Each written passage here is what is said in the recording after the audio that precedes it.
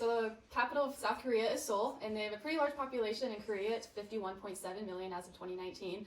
Their GDP in 2019 was $1.6 trillion, and 7.56% of that GDP was spent on healthcare. Their life expectancy is very high in South Korea. For both sexes combined, it's 83 and a half years. However, for females, it's 86.4 years old, and for men, it's 80 and a half years. Their infant mortality is also very low, especially compared to the U.S. They average about 1.8 infant deaths per 1,000 live births, and deaths under age 5 is 2.2 per 1,000 live births. A large proportion of their population lives in urban areas, 82%, and the rest of their population, 18%, lives in rural.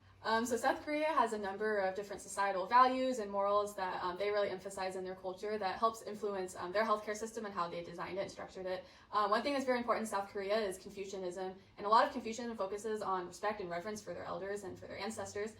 They also celebrate two really big holidays in Korea, Lunar New Year and Harvest Moon Festival. There's three important milestones in a Korean's life. First is their baby's first 100 days of life. Second is their wedding day, and the other one is their 61st birthday. Another important part of Korean identity is food. They have a very big emphasis on food and getting together and eating food together. And most of their meals consist of rice, soup, stew, and kimchi. So in the 1950s, Korea was definitely more of an underdeveloped agrarian economy, and they relied a lot on foreign aid. However, in the 1960s, their military leadership kind of took over in Korea, and they're very autocratic and repressive, but they're very focused on growing their economy. And then over the next 3 decades, their economy grew at an average annual rate of 9%, and per capita income increased more than 100-fold. And in the late 20th century, their economic growth slowed, unfortunately, and in 1997, Korea had to accept a $57 billion bailout from the International Monetary Fund. So for the governance building block for South Korea, they rely on a single insurer for the entire country, and that's the National Health Insurance Corporation, or the NHIC. The cool thing is it's simple and unified in its management structure, and it's headquartered in Seoul.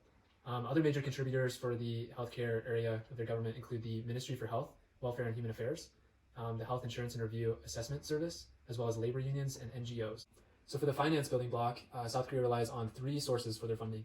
The first one is payments made by the insured, the second is funds from the government, and the third are subcharges on tobacco. The fee schedule, which is basically just a list of fees that patients have to pay when they go in to see the doctor, the fee schedule is determined by the private sector and the government. Out-of-pocket payments are still required in this insurance platform. So co-payments for covered services and full payment for services not included in the benefits package.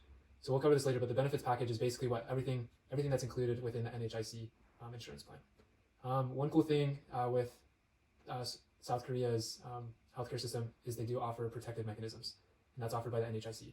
And this includes exemption from co-payments for the poor, reduced co-payments for those experiencing catastrophic illness, and ceilings on cumulative OOP payments depending on the income. So people don't have to pay above a certain amount if they only make a certain wage. So the third building block is service delivery. And South Korea does universal healthcare, and there's 2 branches of coverage. So there's the National Health Insurance Corporation, which all people are eligible for and covers 96.3% of the population. The other branch is medical aid, and so this is for low-income people, and this is where the government pays the entirety of the healthcare costs. And so it covers about the remaining 3.7% of the population. For their providers, they rely primarily on private providers. And one thing that was an issue or is an issue for their service delivery building block is the referral system. And it doesn't function well because of the interaction between the private providers and the government. And this leads most people to just go straight to tertiary hospitals or seek tertiary care from specialists instead of first seeing a primary care physician. So it's not as efficient as it could be. Okay, so there are a lot of different factors that contribute to the performance of South Korea, but a few that we focused on. So they're ranked among the world's best healthcare, and they have a life expectancy of 82.63 years old. They're the second most amount of hospital beds per 1,000 people, so they're the second after Japan. And then we looked at a lot of statistics among the OECD, which is an intergovernmental economic organization, with 37 other countries like France, Germany, and Greece, kind of the higher wealth countries. And so they're the 5th oldest in life expectancy, and they have a lower than average number of deaths in things like cancer, heart disease, and stroke.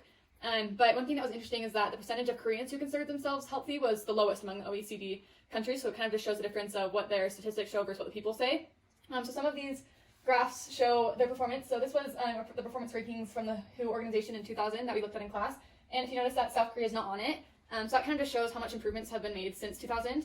And we'll look at that on the next slide in there. Yeah. Anyways, and then this graph shows kind of a lot with, it has to do with COVID, but it looks at how they're like the top for acute care at birth, and then it looks at how they're like the lowest with the number of doctors. So it kind of all depends on different things that are contributing to the performance, but overall they are among the world's best healthcare system. Okay, so there has been major progress towards universal health coverage. 10% was covered in 1976, and 100% is technically covered today. It was finally inaugurated in 1989, so that's when the progress really started to be seen.